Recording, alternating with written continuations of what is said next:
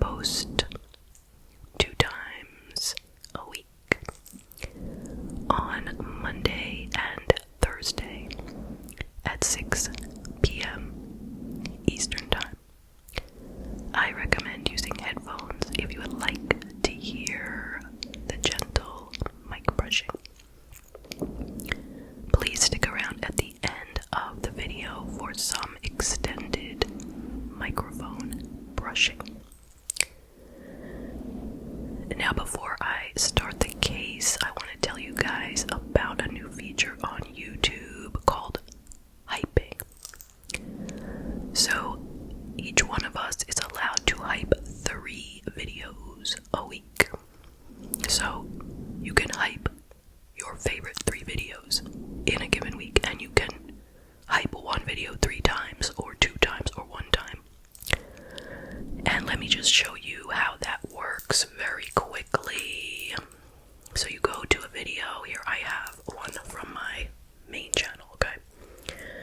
Now you see where it says comments, right? Comments. And there are 2 dots over there, okay? So it's a little bit non-responsive, I'll say. You have to kind of work with it and slide the comments across like this. Let me see if I can. Okay, so you see that? It says hype this video, give points to your favorite. So I click hype. I'm gonna click hype. And it says you cannot hype your own video, okay? But it won't say that for you. So then you can go ahead and click it. And what that does is it helps the video to be seen by new viewers, because it can potentially wind up on the leaderboard. The more points it gets, the higher up it could be on the leaderboard. So if you really like this video a lot, please hype it. If not, don't worry about it. Okay, now let's get to the case, okay? And the brushing. So tonight we are traveling to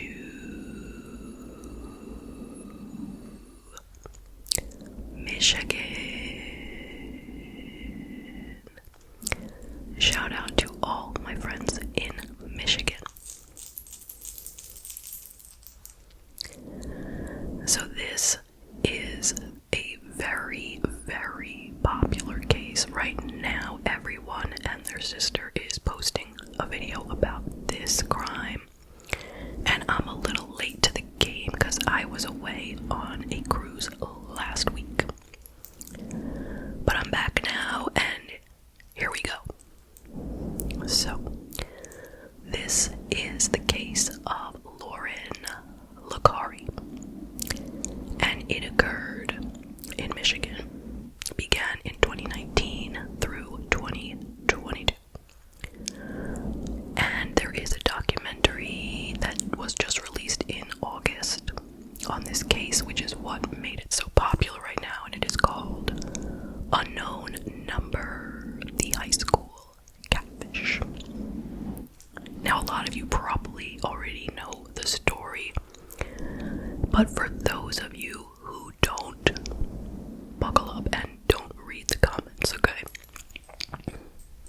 I mean, you can read the comments, but it will probably spoil it for you. This is a shocking case. So bizarre. Alright, so Lauryn Licari was born in 2007 in Beale City, Michigan, to her parents, Kendra and Sean Licari.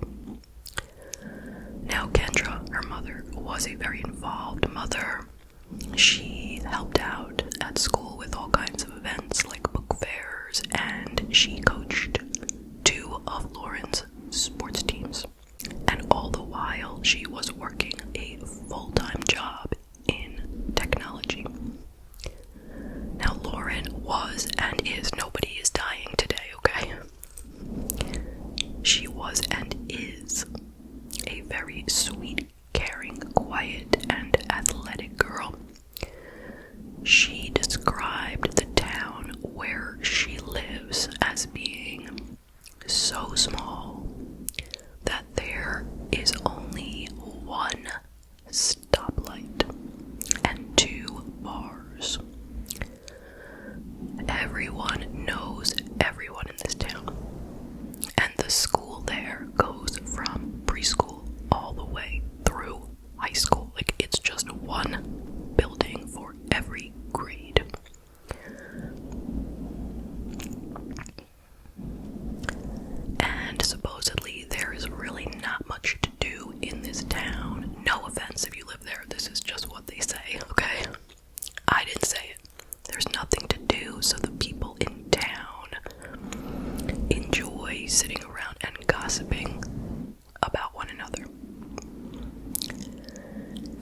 just like in every other town in America and probably elsewhere, the kids are attached to social media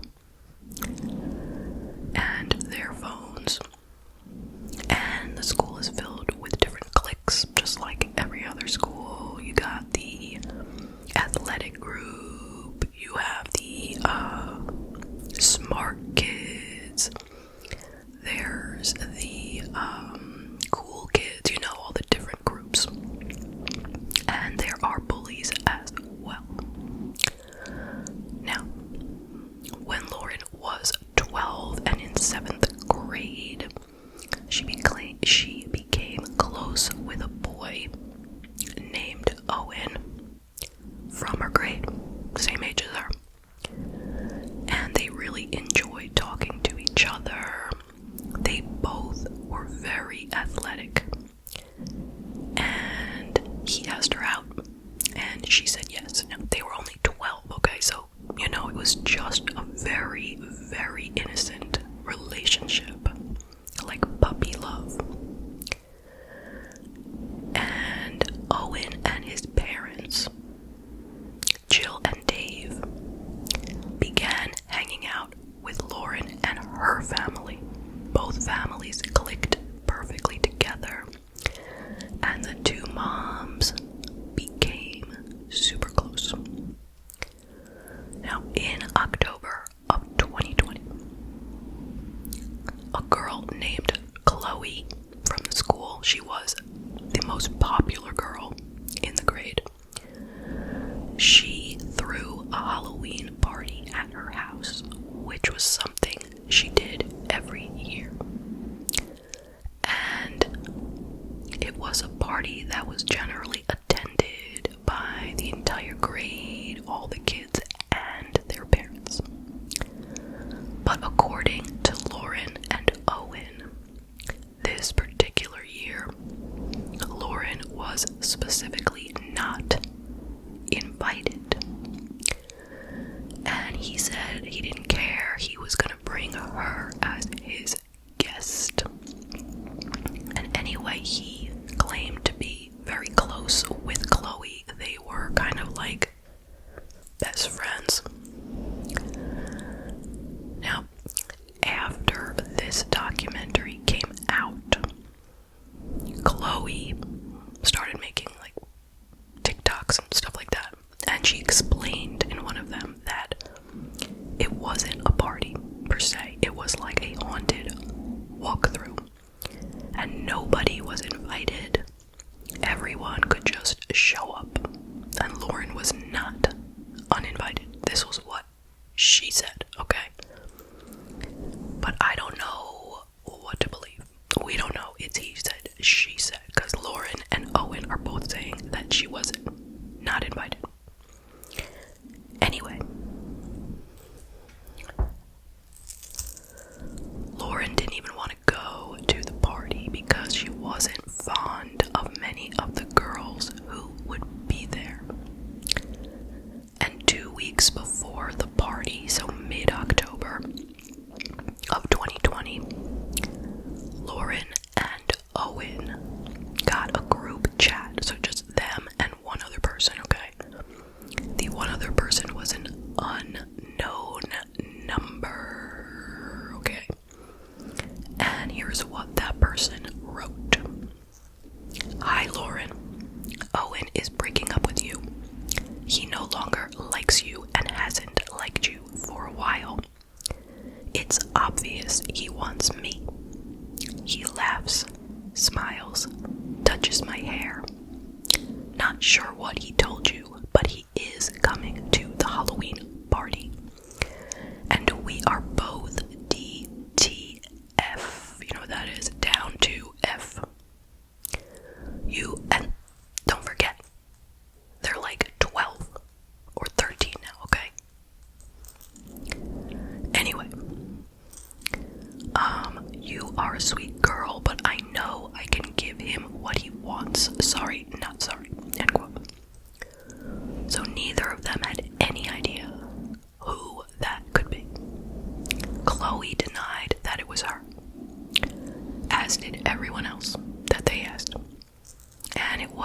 isolated incident. Life went on as usual for the next 11 months. But the caller returned. At the beginning of 8th grade, it was about 11 months after the first text, and they came back again out of nowhere. So now the kids are 13. And the first text said, "How is the happy couple preparing for the end of the golden relationship? We hear about how you are the forever couple. Some of us don't want to hear about it anymore. Owen loves me, and I will always be the girl he loves. He will be with me while your lonely, ugly A is alone." End quote. So they tried calling the phone number, but nobody ever answered it. And oddly enough, in a lot of the texts, the caller would refer to Lauryn by her nickname, Lo, L-O, which only her close friends and family used. The caller knew lots of things, very specific personal things about Lauryn and what was going on in her day-to-day life. How did this person know? They're thinking it must not be a stranger. And the number of texts began to escalate, rising to as many as 50 per day, and they were becoming meaner and meaner, calling Lauryn all sorts of terrible names and criticizing her appearance. And Lauryn and Owen's happy relationship was becoming strained. Lauryn knew that it wasn't Owen, he had nothing to do with it, but it was still extremely stressful. And Lauryn, being a 13-year-old girl, began to feel extremely self-conscious and insecure, which would be very normal for someone her age. But it was much worse than it should have normally been due to all these harassing texts. For example, one said, quote, "Effin' trash B, don't effin' wear leggings, ain't no one wanna see your anorexic flat A, you are worthless and mean nothing, you never have, get a effing life out of here, Owen will never look at you again or talk to you, you effed his life up so bad, his family effing hates you for it." End quote. By the way, they use the full curse words, I'm just not saying them, okay? It seemed like the caller knew exactly what buttons to push in order to hurt Lauryn the most. And Lauryn's mother told her she should just ignore it, told her don't read the text and don't worry about it. Owen told his parents when it got to the point that he could not handle it on his own anymore. The text had become explicit, very harassing, even though the insults were all directed at Lauryn. The caller seemed to be obsessed with Owen, sexually, and he's 13. Owen's parents spoke with Lauryn's parents, and they decided that the four of them would go and talk to the school principal. So they went in there together and they explained the situation, and the school was shocked. This was October of 2021. Neither the principal nor the superintendent could believe the language and the quantity of texts. The superintendent said in the documentary that they were so vulgar that they made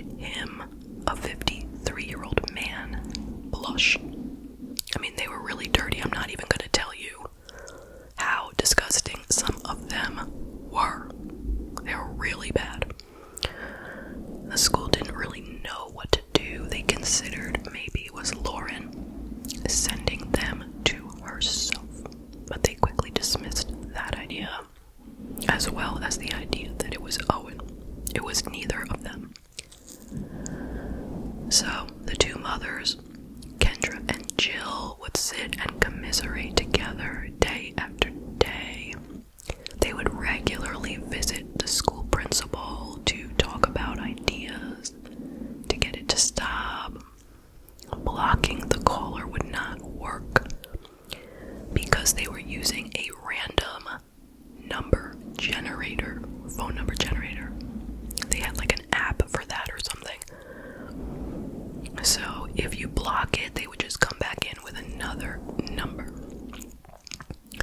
And the principal suggested that they get the kids new phones.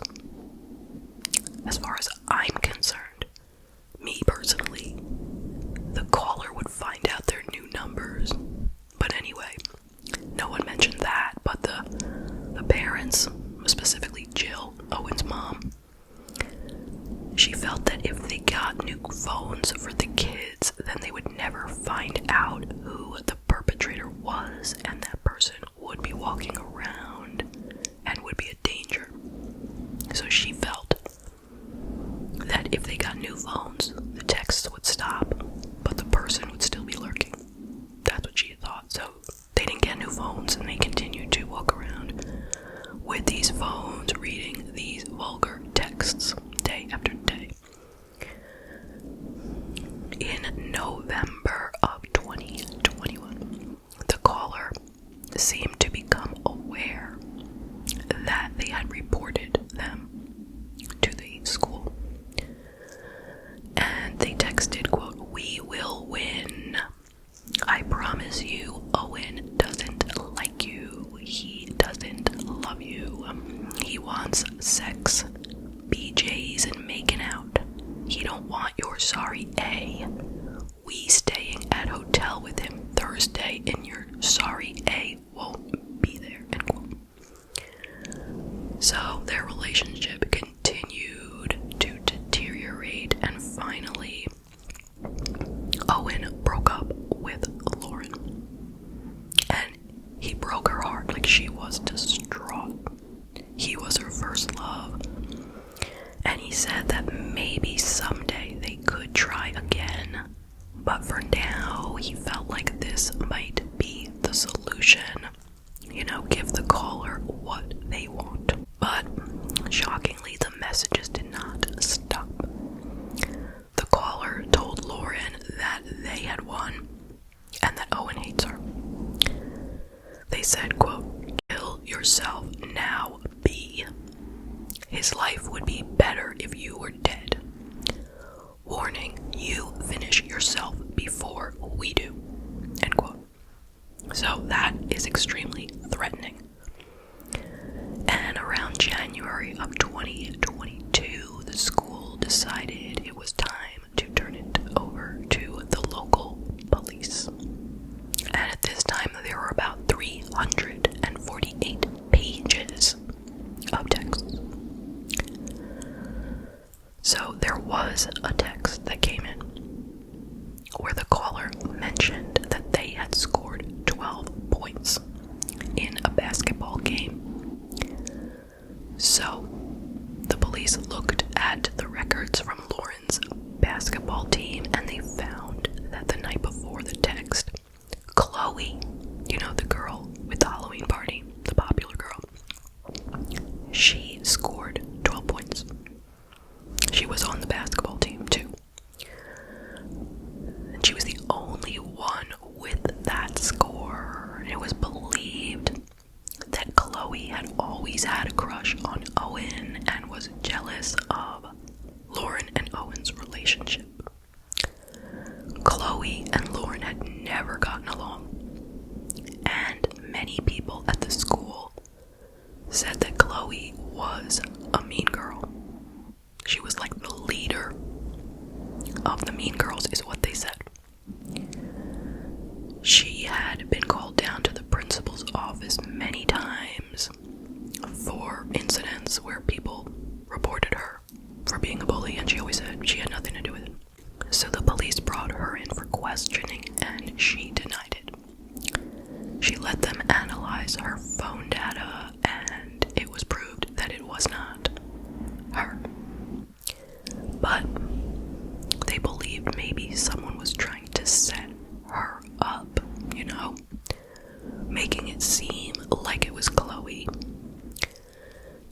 next thing that happened was on Christmas.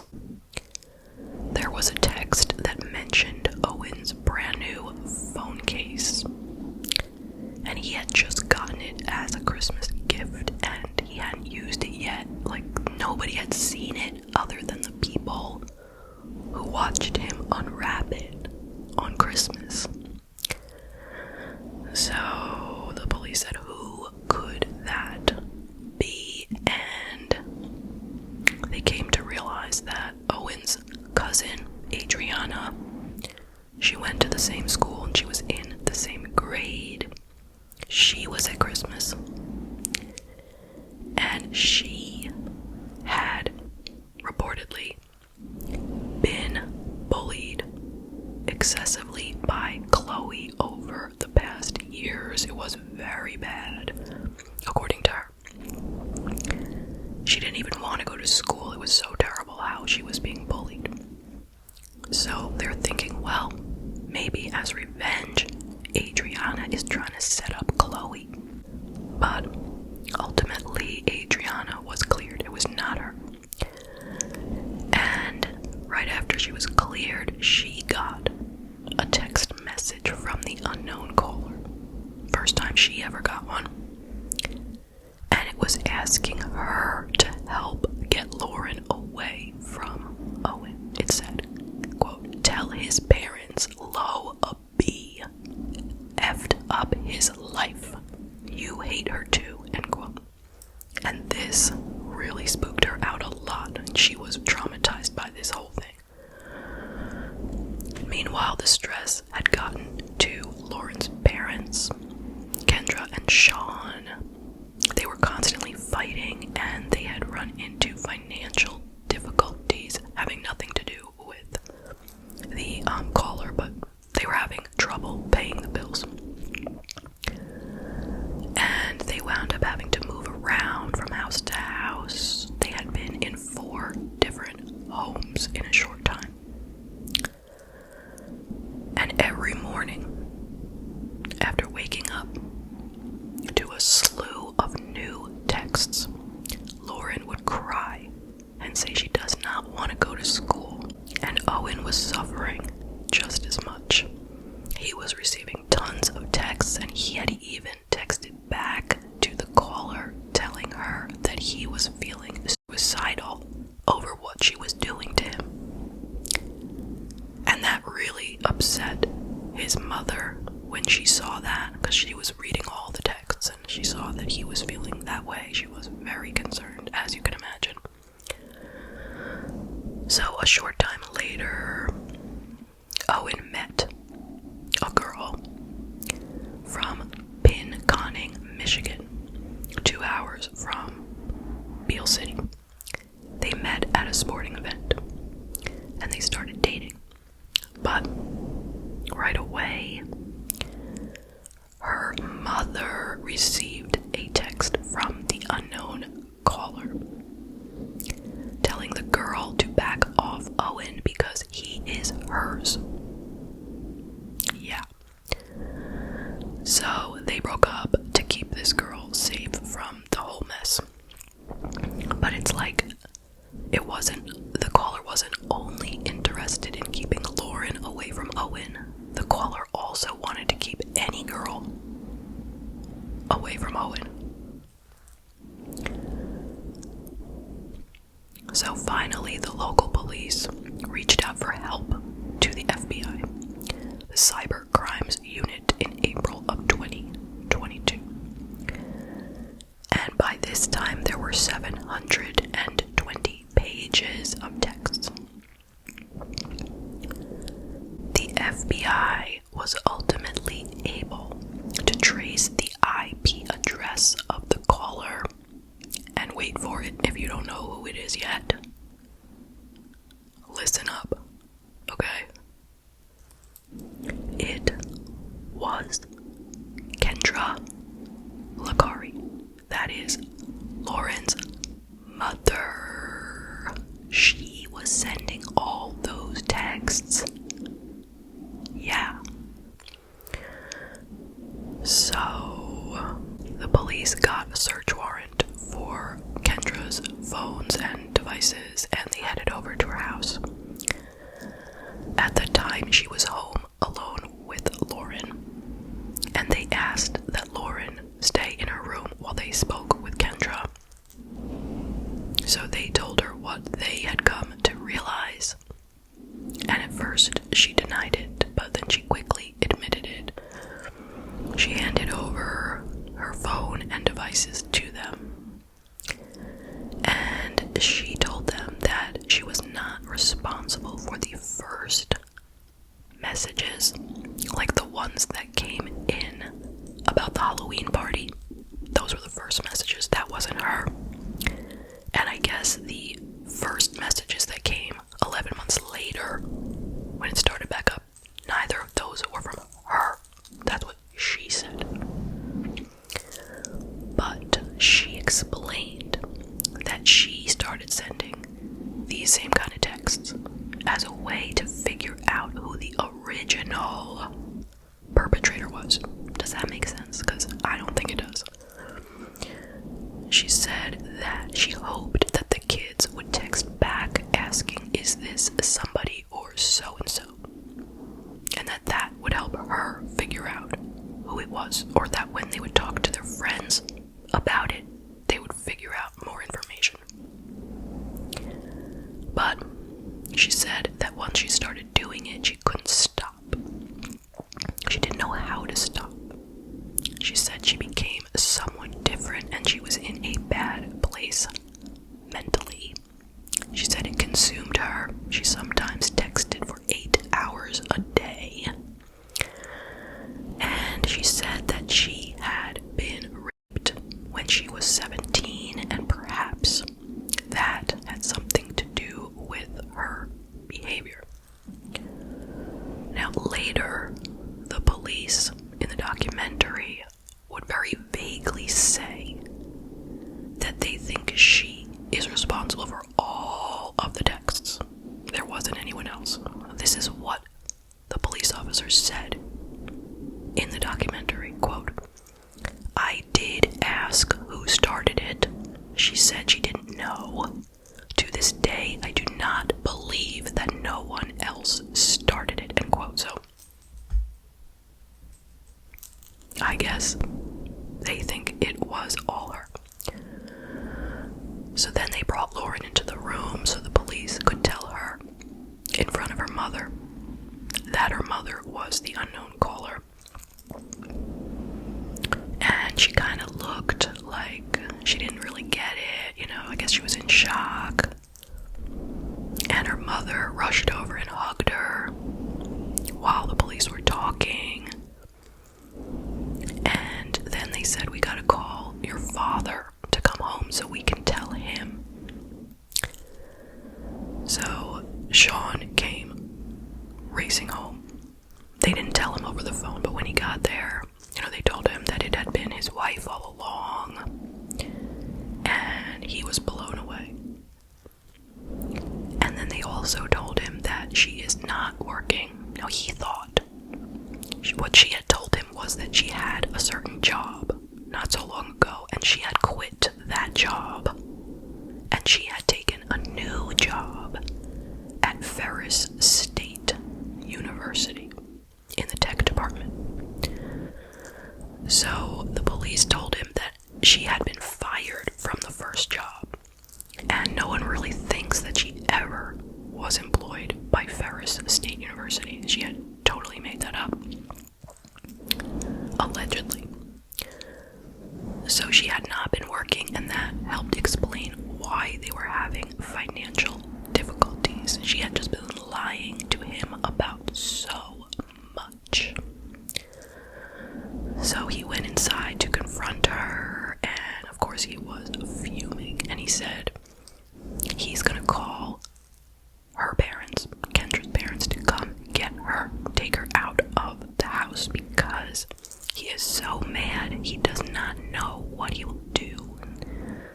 That she had to leave before the police left to protect the both of them from doing something they don't want to do, So that happened. Her parents came and took her. And he would ultimately file course, and he also got full custody of Lauryn. Lauryn described her feelings when she was talking about it in the documentary. She said that in the beginning she felt shocked, then sad, then mad, then crazy. She just found it so hard to believe that this even happened. Just so out there. During the documentary, Kendra said, quote, "Every single one of us makes mistakes. A lot of us have probably broken the law at some point or another and not got caught. I mean, I'll be honest with you, I'm sure people drove drunk, haven't been caught, right? But again, if you get caught, you're in the same situation I'm in, but for a different thing," end quote. And she stated that she never feared that Lauryn would wind up hurting herself over all this, because she just knew Lauryn too well. She knew that Lauryn would not hurt herself. Kendra's cousin spoke in the documentary, and she said of Kendra that she was always a fun, outgoing woman, a person who was always willing to help other people, but she loved attention. She explained that if you were talking to somebody, Kendra would walk up and start dancing to try to get attention on herself. I think that was just an exaggeration. I don't think that really happened, you know what I'm saying? So,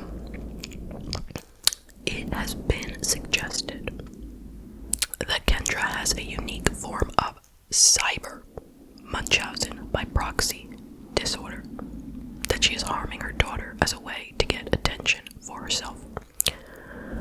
So we've heard a lot of stories of Munchausen by proxy disorder where, for example, a mother will do things to make their child physically sick so that they can get sympathy and attention for the fact that their child is sick. That's kind of the typical Munchausen by proxy. This one is a bit different, of course. So they're calling it cyber Munchausen by proxy. And she's hurting her child psychologically instead of physically. And she's getting a lot of attention from everyone in town, and from the police and the principal and the FBI. Lots of attention. So that's a theory.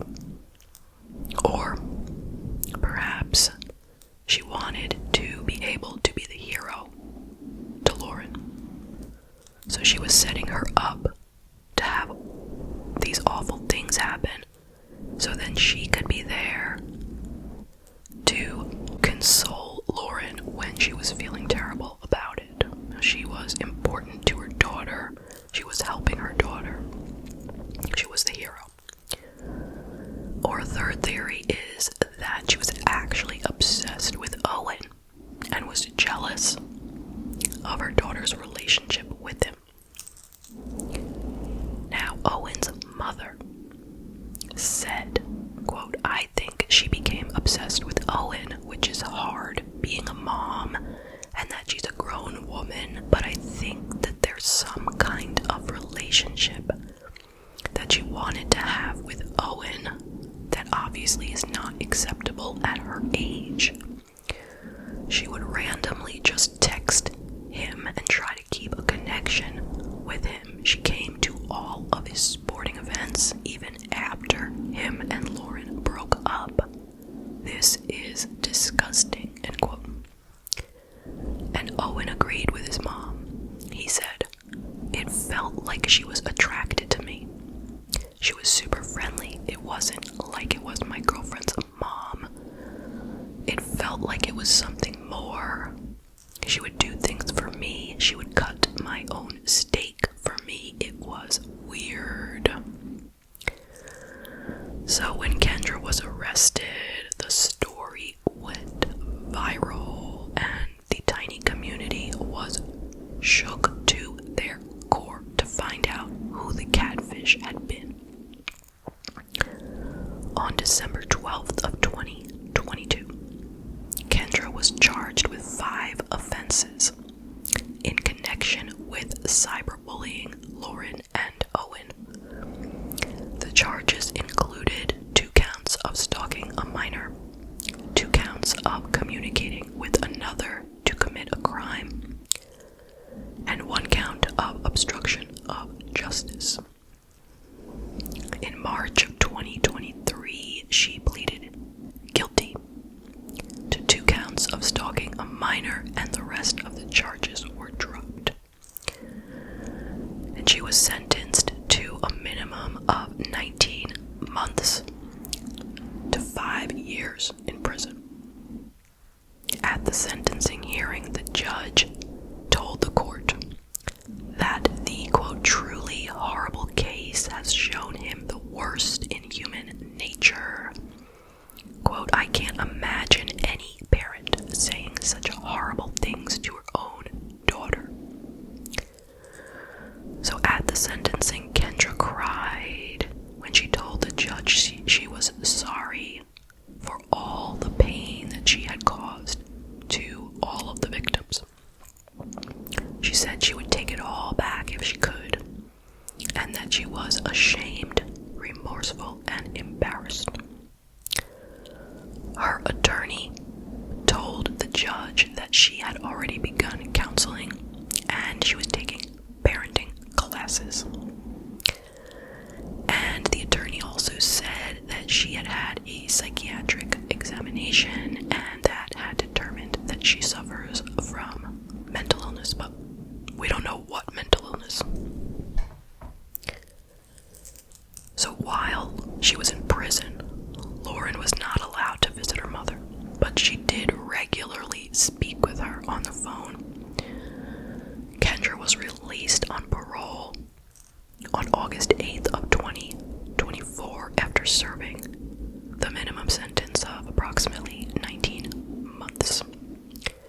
And she will be under supervised release until February of 2026. So now that she's out, she is still not allowed to see Lauryn, but she hopes to have a relationship with her in the future. And Lauryn right now is 18 and she is in college studying criminology.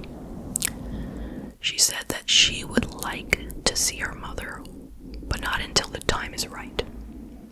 Quote, I hope me and my mom can rebuild our relationship because I feel like I'm definitely missing a part of me. Now that she's out of prison, I just want her to get the help that she needs. So then when we see each other, it doesn't go back to the old ways and how it was before. Being without that relationship, I think, is really hurting me. And I think rebuilding our relationship will help both of us a lot. I love her more than anything, end quote. So we are all wondering, why did Kendra agree to be in this documentary? Well, according to Skye Borgman, the director of the documentary, she said that they weren't sure that Kendra was going to participate, but she thought about it for a bit and ultimately she agreed. And the director said, quote, she was nervous about going on camera because just sitting down and telling your story is a nerve-wracking thing sometimes. But she was so great, and she actually ended up really loving the experience. At the end of it, she said it was kind of fun. She laughed about things, and I think it was really an opportunity for her to think about things a little bit more in depth. She was in therapy when she was incarcerated, and I believe that she's still seeing a therapist. She has put thought into what she did. I don't know that she's fully realized or recognized what it was that she did or why she did it, end quote. So now that she's out, she is living with family. Like I said, she cannot see Lauryn.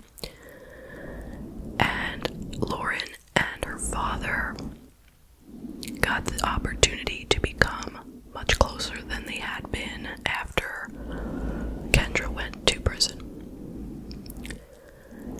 And that is the case.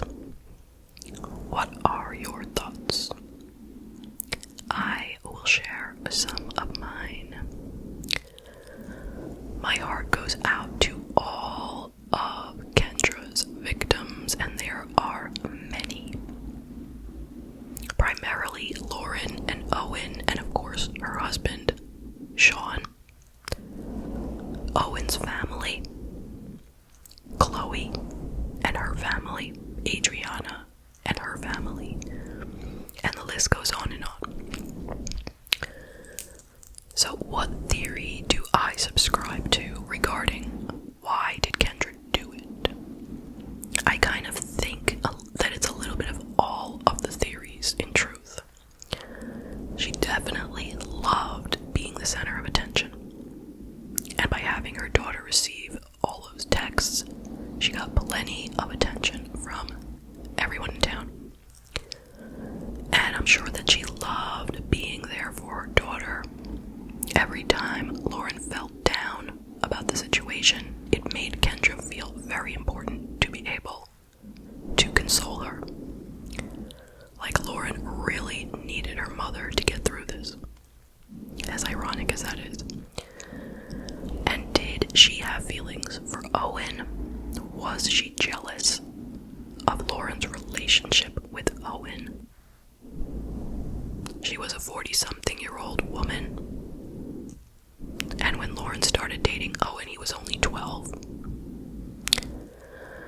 Well, it is a strong possibility, after what I heard from Owen's mother and Owen, and also the fact that she went ahead and texted Owen's new girlfriend after they started dating, because it wasn't even just about Lauryn at that point. She was jealous of any girl that would be with Owen. So do I think she has learned anything? I think she learned not to do it again. But I don't think that she takes full responsibility or understands how damaging and bizarre her actions were, and all of her explanations make no sense. I don't believe for even a second that she sent those texts so that she could figure out who the perpetrator actually was. That makes no sense whatsoever. It is entirely implausible. And when she said that everyone out there has probably committed a crime, and they are no different from her, but the difference is that she got caught and they didn't, that is ridiculous. She cannot compare her crime to drunk driving. It's like apples and oranges. I mean, drunk driving is terrible. It's possible that you kill someone or injure someone or yourself by driving drunk. But it's not a premeditated act. It's just completely different. It's terrible, but it's not bizarre. It's just, like I said, you cannot compare the two. And for her to say that shows no insight. I would say that what she has done goes entirely against human nature. Instead of protecting her child, which is what mothers are supposed to instinctively do, she stalked, harassed, and destroyed her daughter's life during that time period. And some people suggested that Lauryn was in on it, but I see no evidence of that, and I'm not even going to speculate and blame the victim. A lot of people were concerned that Lauryn said she still loved and needed her mother, even after she found out what Kendra had done. But I don't find it that surprising. She was a young girl who had probably been manipulated by her mother mother for her entire childhood. She did come to say at the end of the documentary that she is not ready to see her mother yet, and she doesn't fully trust her. And I think that her therapy is helping her to put the whole thing into perspective. So what do I think of the investigation? I would say it dragged on for way too long. The school should have turned it over to the police almost immediately. Like, they should have looked into it for maybe a week and then said, okay, we're not getting anywhere. Let's turn it over to the police.